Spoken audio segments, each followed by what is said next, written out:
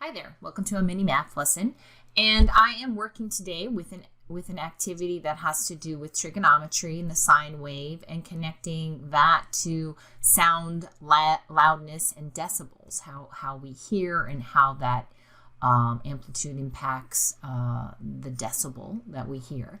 So I'm using ClassPad.net. This is an activity adapted from the Fostering Mathematical Thinking with Music from Casio, and I've converted it to a ClassPad activity, which is a free web-based math software. You're going to see a lot of functionality here, but this is a dynamic math software.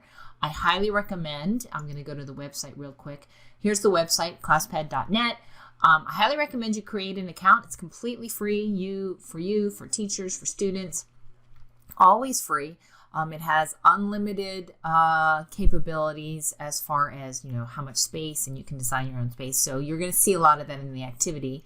So if you create an account, you can actually save the activity. You can find hundreds of other activities that are already done, but more importantly, you can create your own mathematics, and that's the kind of fun part.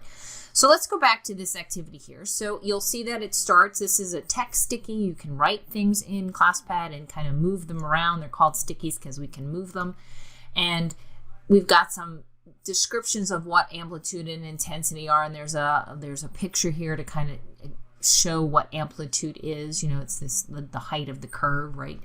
And so then they start with just a sine wave, looking at sine wave and then looking at a transformation of it and kind of making some comparison. So this is an equation sticky, and I can type in any function equation however I want. Notice you get a math template down here. I could use this sine template, or I could type it in like I did on my keyboard. And so here's the sine wave, and then they're asked to do a transformation of that, transformation of it. So and I'm going to this time use the template just so you can see how it works. And so they're asked to compare what's the difference. Well, obviously the amplitude has gone higher, right? So how they describe this, they write their observations. So text sticky, equation sticky, a graph. After they do that, then they explore the different ways that coefficient, right? Here we use the number 2, and obviously it went much higher. When will it be smaller than the original function, than the sine function? And so we could even add in the sine function here so they can have that comparison. Let's make this green and put that sine function in so that they have kind of a parent function to compare to. So now we're going to move the slider here. So this is an example of sliders that are controlling this variable that I'm using for the coefficient. So what happens if the coefficient becomes larger than 1? Well, that is an example of what happened up here with the 2. It makes the amplitude go higher. Well, can the amplitude go lower? Well, let's look at something that is lower than. And so you can see if it's less than 1, our amplitude is decreasing.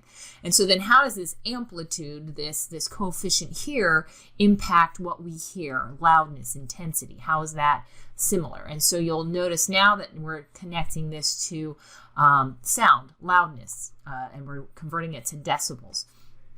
And so what we have here is intensities of different sounds. So leaves have the least intense, lowest decibel rating, and your eardrum rupturing has the highest. And I know that's painful. That has happened to me. And so then they're asked to do make a plot of this and try to make a function that fits it. And so they select the 2 columns and they can do a scatter plot. This is using our statistics here, and they have to try to figure out what's a good function that fits this. And I think it looks like, let's change some of these numbers to their decimal forms, because it doesn't seem to like the fraction form. So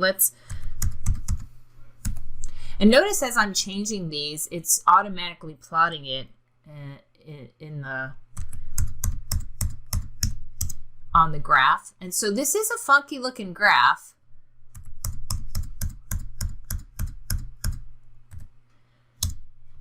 And so now they're asked to try to find a curve that fits this. And so when we do that, I'm going to go into regression. So here's an example of the statistics. So a table, a graph. I have lots of statistics options here.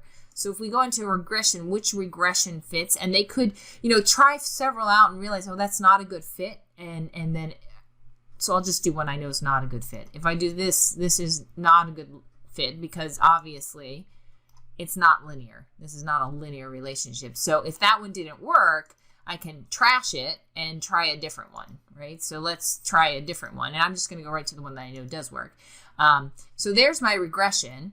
And it's, because all of these are very similar. So there's my regression. So then they talk about what does that mean? How does that relate to the context? Those types of things. And so they're talking about that. How does that relate to my sine wave? And then they have some more exploration of the sine wave. So this is a really nice activity that connects trigonometry to sound, to waves, to logarithms, lots of different things going on.